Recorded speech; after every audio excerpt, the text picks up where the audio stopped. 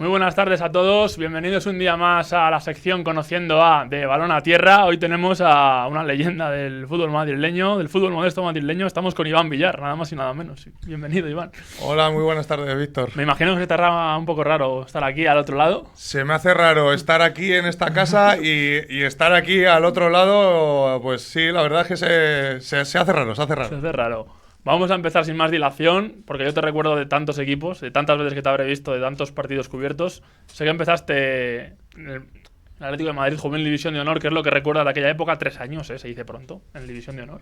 Pues sí, la verdad es que, bueno, pues empecé ahí un poco en el barrio, jugando con los amigos ahí en Moratalaz y, bueno, muy rápidamente me llamaron para ir al Atlético de Madrid y, bueno, pues prácticamente casi toda fútbol base, toda mi época de fútbol base ha sido en el Atlético de Madrid, pues donde al final te dan unos valores ya fuera de más de que si eres del Atlético de Madrid, del Real Madrid, pues una cantera tan buena como el Atlético de Madrid, te da unos valores como deportista, como futbolista, y la verdad es que pues recuerdo muy buenos años en torneos donde la rivalidad siempre llegabas las finales contra el Real Madrid y esas finales Atlético de Madrid, Real Madrid, que se vivían tan intensamente como si fueran los partidos de primera división, pero pues en categorías pues alevines, infantiles. La verdad es que muy muy bonita esa época donde pues un club que al final pues te cala ya no solo futbolísticamente, sino que te cala un poco en el corazón y te hace que te sientas un poco parte de ese Atlético de Madrid. Claro, justamente esa época ya empezaba a despuntar un chaval de tu misma quinta. Te habrán preguntado 1000 veces por él. ¿Llegaste a coincidir con Fernando Torres en el Atlético de Madrid en algún momento? Sí, coincidí también en la selección de Madrid. Fuimos juntos a la selección de Madrid. Lo que pasa que es verdad, como tú dices, que fue visto y no visto porque Fernando rápidamente empezó a tirar para arriba, empezó a subir peldaños, porque al final destacaba muchísimo. Era un jugador muy carismático, era un jugador que es verdad que tenía muchas limitaciones, pero que en trabajo no le ganaba a nadie.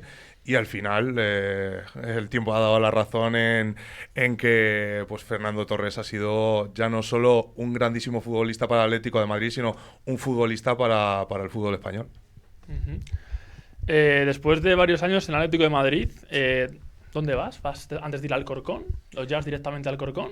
Yo entreno, según termino mi época en el Atlético de Madrid, mi primera etapa de senior, esa pretemporada, entreno con el Leganés B. Leganés B. Donde teóricamente iba a firmar yo en el Leganés B, lo que pasa que hay un cambio de dirección de presidente, llegan unos argentinos, Sí, entonces esos argentinos traen futbolistas al primer equipo. Futbolistas que estaban en el primer equipo que eran jóvenes bajan al B y entonces al final pues muchos futbolistas salimos de allí porque prácticamente no nos echan pero nos invitan a irnos y es cuando firmo y recalo en el filial del Alcorcón, en el Alcorcón B. Voy a recordar un poco esa época negra del Leganés con cientos de jugadores argentinos, con Carlos Aimar de entrenador. Y vinieron 16 argentinos. Al final el equipo pepinero descendió a segunda vez. Cosas que pasan en el mundo del fútbol. Justo cuando llegas al Alcorcón, hubo un año que estás en el primer equipo y que coincides con... Ya es nada aquí, ¿eh? Asen, Kini, Óscar Díaz, el hermano de Toché, Rubén Sá, Dani Edrera, Mario Prieto. ¿Qué recuerdas de aquella época, ese vestuario de tantos míticos ahora en el fútbol madrileño? Pues fue una época de aprendizaje, porque al final yo era un chaval muy muy joven y pues estaba junto a Óscar, que Óscar y yo subíamos del filial y pues tener personas como Asen, Miguel Ángel, Dani Edreda, pues es que había un montón de futbolistas, teníamos a Copito que venía del Mérida. Yo la disfruté mucho, sobre todo disfruté porque los viajes a Las Palmas, a jugar contra la Universidad de Las Palmas, contra Las Palmas, contra el vecindario, pues esos viajes, la verdad es que esos momentos, esa vida que haces en los hoteles con la plantilla, pues hace que generes una familia. Ese mítico grupo madrileño con canarios, asturianos, gallegos, ¿dónde habrá quedado? De hecho, en el vestuario, una de las canciones que más sonaba y que cantábamos en el vestuario era la de Melendi, que canta Asturias. Sí. sí. La de Asturias. Pues esa, Simpática y sincera, es muy porque al bandera, final, que la mandan a al Santina. final creo, si no me falla la memoria, creo que éramos, pues jugadores asturianos eran, pues mínimo 7, 8 Sí, futbolistas. sí que lo recuerdo, sí. Y Edrera, que luego se había ido también al Oviedo, que era ya casi asturiano también. Correcto. Claro, de esto tengo que decir, fue para ti fácil dar el salto al senior, el vivir toda esta época del juvenil a un segunda B, como era el Alcorcón. Yo siempre es verdad que recuerdo que la época de juvenil a senior siempre es muy complicada, pero yo no la recuerdo complicada. Yo recuerdo que al final sí es complicada hasta que confían en ti, porque al final es verdad que, y más en una posición como la de portero, premia mucho la madurez, premia mucho la sabiduría de ese puesto. Entonces, cuesta mucho que un portero joven confíen en él. Pero yo he tenido la suerte de tener entrenadores que han confiado en mi trabajo y han confiado en mí, entonces no la recuerdo muy dura, la verdad. Antes de llegar al Alcorcón, cuando sales del División del Atlético de Madrid, ¿tuviste alguna oferta más de algún equipo que te quisiera? Bueno, yo recuerdo que sí tuve una opción de ir a jugar fuera de España, a Suecia. Por allí, aquellos tiempos, el Malmo, que ahora sí milita en la primera división, estaba en la segunda división, acababa de subir a segunda división ese equipo. Y sí tuve, lo que pasa que siempre me ha echado muy para atrás el salir de España por el tema de idiomas. Siempre he sido bastante cagón para eso.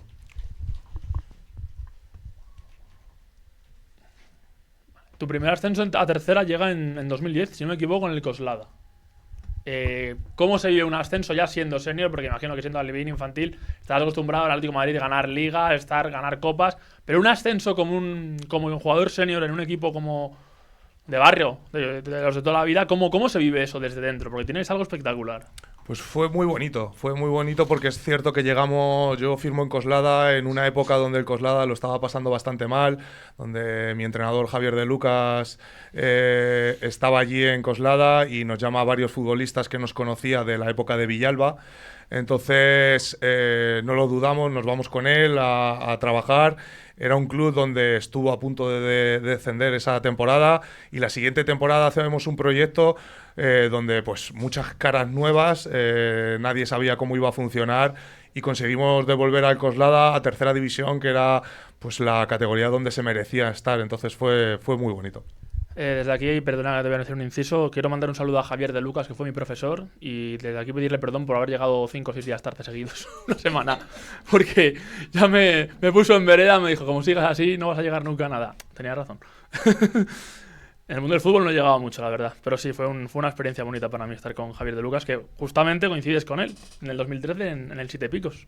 ¿Cómo fue reencontrarte con Javier de Lucas y qué recuerdas de aquella etapa? Pues es que ha sido un entrenador realmente para mí muy importante. De hecho, él ha estado presente en mi boda, él leyó en mi boda. O sea, realmente ha sido una persona que futbolísticamente y personalmente para mí ha sido muy importante porque he dado el paso de crecimiento de portero inmaduro y joven a portero ya maduro, no veterano, pero sí maduro y responsable. Entonces, le debo mucho por la confianza que ha depositado en mí y el crecimiento que he tenido como futbolista.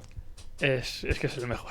Yo no puedo decir, cada vez que me acuerdo de él, es espectacular. Yo si tuviera que describir todo lo que he vivido con él, se me queda corto. Ese tío para mí me marcó muchísimo como alumno, ¿eh? Imagínate, siendo el profesor. Nos hemos saltado un poco porque quería volver al tema de Lucas, pero el Rayo Majadahonda, esa etapa, 2011, el Rayo Majadahonda, que bueno, era un equipo que no es como ahora, pero seguía entrenando en el Cerro del Espino y ahí coincides con varios futbolistas, entre ellos creo que es Eubert, míticos del fútbol madrileño. ¿Eso qué fue para ti? O sea, un Rayo Majadahonda que ya tenía ese proyecto de equipo consolidado en la categoría. Pues fíjate, yo llega por mediación de Antonio Vilches, que era el director deportivo, que me conocía de Villalba, y cuando me llama la verdad es que me sorprende mucho porque al final había sido una buena temporada la anterior, pero no había sido una temporada espectacular para que te llame un Rayo Majadahonda. Entonces, que se fije en ti un Rayo Majadahonda despierta en ti interés y lógicamente hace valorar el trabajo que llevas arrastrado en varias temporadas que a lo mejor tú no le has dado el suficiente valor, pero sí la gente que te sigue o que está pendiente de ti ha visto ese trabajo. Volvemos al tema del Siete Picos Colmenar, porque además asciendes a preferente con el equipo. Con Javi de Lucas, esa temporada en concreto, ¿qué es lo que más recuerdas de él? ¿Qué te marca de lo que te dice Javi de Lucas en la cabeza? Porque a mí me pasó siendo alumno, imagínate a ti siendo jugador de todos los días. Bueno, pues a mí me llama cuando estaba en el Siete Picos. Yo había tenido una lesión de hombro, me había operado y me habían dicho después de la operación que no podía volver a jugar al fútbol. Entonces, él me llama y lo que me dice es: vente, entrenas y vamos viendo. Es cierto que yo no soy a medias tintas, yo me gusta ir hasta el final en los proyectos, pero es cierto que esa confianza que me dio de ven, entrenas y te vas viendo, me dio el paso y la confianza a dar el paso de decir, venga, voy a intentarlo, ¿por qué no? Aunque me han dicho que no puedo seguir, pero con buen trabajo, trabajando yo creo que puedo continuar, me veo bien. Y pues recuerdo una temporada espectacular en un equipo súper humilde, donde me acogieron desde el primer día y me hicieron sentir como uno más, y pudimos ascender a la antigua preferente, y el siguiente año nos quedamos a 2 puntos de ascender a tercera división. ¿Había mucha rivalidad entre el Siete Picos Colmenar y el Colmenar Viejo? Sí, los derbis allí se vivían muy intensamente. Yo recuerdo los derbis que se llenaban los campos, había mucha rivalidad, sobre todo los compañeros que tenía yo en Siete Picos con los del Colmenar, que eran de allí, de Colmenar. Había mucho duelo, mucho pique. La verdad es que eran muy bonitos de ver. Después de estar 3 temporadas allí, firmas por el Tres Cantos y además regresas a la tercera división en 2017. ¿Fue complicado para ti volver a adaptarte a la categoría, a tercera? No, porque al final yo los entrenamientos, sea la categoría que sea, siempre me lo he tomado muy profesionalmente. Entonces al final cambia la carga de trabajo. Al final yo creo que el trabajo sigue siendo muy bueno tanto en una categoría como otra, pero sí cambia la carga de trabajo porque necesitas más carga de trabajo. Pero la recuerdo bastante bonita, porque al final yo llego ahí al Tres Cantos rebotado por la desaparición del Puerta Bonita. Empezamos la pretemporada entrenando en el Puerta Bonita. Desaparece porque, claro, lógicamente Peragón denuncia al club, al presidente, que hizo muy bien porque al final le debían ese dinero, pero el equipo no sale a competición, pasan las jornadas y en la jornada 2 ya decidimos que como no sale a competición, pues nos vamos todos los futbolistas y recalamos allí en Tres Cantos Rubén Muñoz y yo. Precisamente en el Tres Cantos, sí que es verdad que empezasteis el primer partido con derrota, pero no sé si te acuerdas de esto, ojalá te acuerdes, imagino que sí, que luego se encadenáis 16 partidos sin perder. ¿Recuerdas aquella época? O sea, ¿hubo alguna fórmula para conseguir esa hazaña? 16 partidos sin perder. Yo creo que el vestuario. Yo creo que el vestuario fue fundamental porque era una familia, teníamos futbolistas que aparte de veteranos eran espectaculares. Caso de Villafáfila, sí. que yo de las personas que me he encontrado en un vestuario creo que no olvidaré jamás, porque a mí me ayudó muchísimo. Desde el primer día que llegué, que yo llego a Tres Cantos, yo llego un jueves. Yo entreno jueves y viernes y el domingo me pone el entrenador a jugar, que jugamos en Canillas. Yo no me sabía los nombres de los futbolistas, o sea, me sabía algunos, pero otros no. Fue la verdad un poco caótico ese debut en Canillas con el Tres Cantos, porque me acuerdo que yo se le preguntaba a Villafáfila, digo, Villa, ¿cómo se llama el número 3? Tal, se llama no sé qué. O sea, fue surrealista ese debut. Me puedo imaginar. Claro, después de ascender a tercera vuelves a descender. Hemos hablado antes de la alegría de un ascenso, de una salvación, pero ¿cómo vive un futbolista el descenso y sobre todo sabiendo que va a llegar? La verdad es que ese descenso en Tres Cantos fue caótico, porque realmente desde la jornada 5 o 6 sentíamos esa sensación de que íbamos a descender. El equipo entró en filialidad con el Majadahonda. Empezaron a llegar futbolistas que teóricamente mandaba el Majadahonda, desaparecían, volvía a aparecer otro, venían de fuera de España, fue un caos. Entonces lo que mal empieza suele acabar mal. Entonces los 7-8 futbolistas que estábamos veteranos, que conocíamos la categoría, intentamos pelear todo lo posible, pero sabíamos que era muy difícil cuando las cosas no se estaban haciendo desde arriba, porque ese contrato de fidelidad con el Majadahonda creo que fue una manzana envenenada para el Tres Cantos, que perdería la categoría. Totalmente de acuerdo. Luego hablaremos y nos meteremos con el tema de filialidades y de representaciones y de agencias. Pero en la temporada 2019-2020, que es cuando se para por la pandemia, justamente cambias de aires, te vas al Aranjuez. ¿Por qué decidiste marcharte al Real Aranjuez? Pues el Aranjuez decidió firmar allí porque está Jesús López, que es un entrenador que yo conocía por medio de uno de mis mejores amigos, que es su segundo, es José Antonio, y me habló del proyecto y me habló de la forma que tenían de trabajar. Y claro, eso sumado a un campo como el de Leite, a un club como el Aranjuez, era bastante fácil tomar la decisión. Claro, justamente esa liga se suspende por el COVID. La federación, si no recuerdo mal, decide ascenderos a los 3 primeros. Primero, ¿cómo se vive la época del COVID de los entrenamientos? Segundo, ¿cómo te enteraste y viviste esa noticia del ascenso? Que bueno, que no es lo mismo conseguirlo de manera deportiva, pero es un ascenso igualmente. Y tercero, ¿te mandaban muchos entrenamientos para hacer en casa, ya que no podías acudir al estadio a entrenar? Los entrenamientos en la pandemia eran por el famoso Zoom que se volvió de moda. Nos conectábamos toda la plantilla y entrenábamos cada uno en su casa, pues con el preparador físico.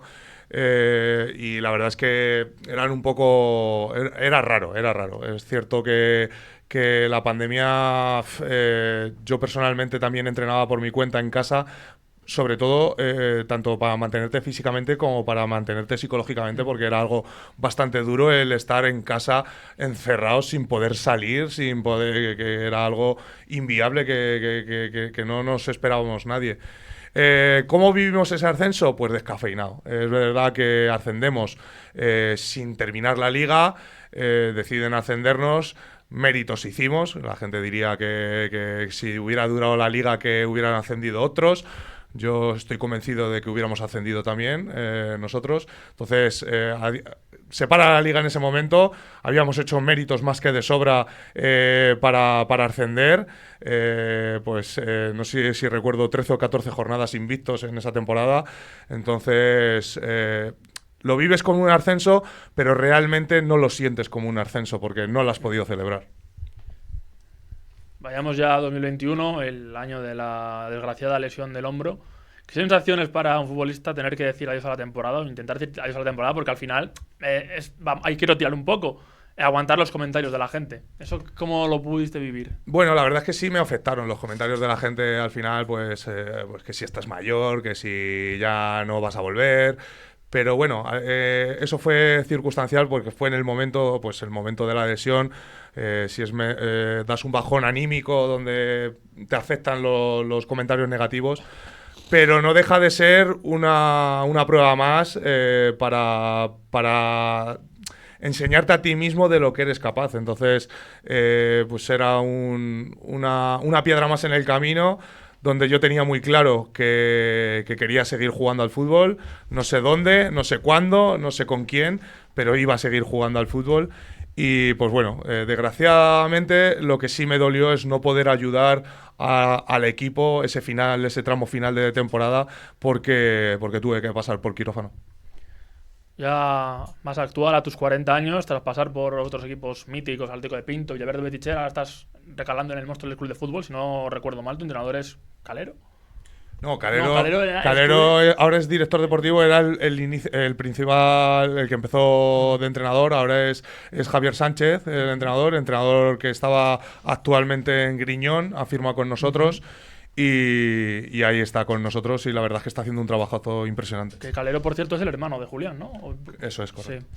Claro, yo a raíz de eso te quería preguntar que cómo lo haces para mantener tan en forma y el consejo que les darías a los jóvenes porteros para que con 40 años sigan jugando al fútbol, aunque sea de manera preferente tercera. Bueno, yo es que creo que es un modo de vida. Yo es que no lo veo como... O sea, está claro y va de la mano el que entreno para estar físicamente bien y rendir en mi día a día en el fútbol. pero es un modo de vida. O sea, yo me cuido físicamente por salud. O sea, al final el cuidarte y el llevar un modo de vida saludable hace que, pues que a 40 años estoy dando un nivel que si yo creo que no me cuidase, lógicamente tendría que haber colgado los guantes. Entonces, me cuido porque me gusta mucho el fútbol, soy un friki del fútbol, vivo los partidos y los entrenamientos como si tuviera 18 años, aún teniendo 40. Entonces, claro, si quiero continuar dando buen nivel y dando pues que los entrenadores confíen en mi trabajo, tengo que trabajar más. ¿Cómo se puede compaginar ser futbolista con un proyecto como Balón a Tierra? Muy fácil porque Balón a Tierra al final, lógicamente, el estar dentro del fútbol abre puertas a conocer muchos futbolistas, muchos entrenadores, y eso hace que sea muy fácil traerlos a Balón a Tierra. Entonces, al final, yo siempre digo que cuando traigo a los invitados, traemos amigos, o sea, siempre se lo decimos, que además me alegra mucho que todos los que se van dicen que se han sentido muy cómodos porque es una charla aquí entre amigos. Yo siempre se lo digo, o sea, vienes a una charla de amigos, o sea, aquí no te vamos a preguntar, en Balón a Tierra no vamos a indagar en si has hecho algo mal, si te llevas mal con el otro. Nos interesa estrictamente lo futbolístico y lo personal, pero a nivel bueno. O sea, no buscamos pues como estos programas de Telecinco que busca el morbo, la discusión. Nosotros todo lo contrario. Nosotros intentamos buscar la parte buena de la historia. Hablando de la parte buena, también hay parte mala en el mundo del fútbol, por desgracia, y quiero un poco hacer hincapié en cómo vive un futbolista, los comentarios en las redes sociales, si te afectan más, te afectan menos, tú lo sabes sobrellevar, ya no solamente en el mundo del fútbol, sino en el mundo del periodismo. Aquí, por ejemplo, seguramente que habrá alguno que no le gustará el contenido que haces o no le gustarán los programas. ¿Cómo se puede controlar esas emociones de decir, joder, me están matando a críticas y no sé por qué? Un futbolista, primero, ¿cómo lo puede llegar a controlar? Y ahora, en el otro lado, en el mundo del periodismo, ¿qué consejo nos puedes dar también a los jóvenes que están empezando? A ver, yo te digo que va mucho con la importancia que le quieras dar tú. O sea, el problema es el daño que te puede hacer las terceras personas es el que tú le permitas. O sea, al final, cuando eres más joven, lógicamente eres más impulsivo, te enfada muchas más cosas, te dicen cualquier cosa y enseguida entras al trapo, pero cuando te vas haciendo un poco más mayor, más maduro, empiezas a entender que esas personas solo te hacen daño si tú les dejas. O sea, al final, yo he tenido muchas burlas por los bailes que hacemos de Balón a Tierra, porque los 11 de Balón a Tierra, en muchos campos, que muchas veces le digo, pues si yo no soy el que los hago, mi hermano. Pero bueno, realmente al final creo que tanto en periodismo, fútbol, en la vida en general, sobre todo en las redes sociales,